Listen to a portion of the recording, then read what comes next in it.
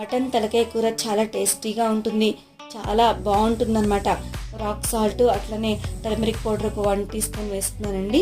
ఒక 2 teaspoons red chilli powder వేసుకున్నాను. Oil కూడా వేసేసుకొని కొంచెం మ్యారినేట్ చేసుకుంటే బాగుంటుందన్నమాట. ఆ కుక్కర్లో ఒక 4 టీ స్పూన్స్ ఆయిల్ వేసుకున్నానండి. 2 చెక్కలు, అట్లనే ఒక 4 లవంగాయలు, అలాగే ఒక 2 బిర్యానీ ఆకులను వేసేసుకుని మీడియం ఆనియన్స్ జస్ట్ ఇట్లా వేసేసుకున్న తర్వాత పచ్చిమిర్చి ఒక 6 వరకు మనం కట్ చేసుకొని గార్లిక్ పేస్ట్ వేసుకుంటున్నానండి.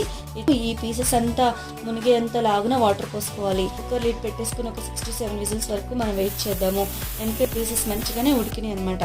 చూసారు కదా, ఇట్లా కుక్కర్లో పెట్టుకుంటేనే మటన్ కర్రీ బాగుంటుంది ఈ మటన్ తలకాయ కూరకి.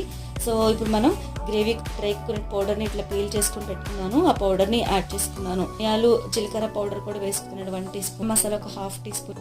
సాల్ట్ని అడ్జస్ట్ చేసుకొచ్చుకున్నాను నేను. ఇప్పుడు మనం కొత్తిమీరతో గార్నిష్ చేసేసుకుందామండి.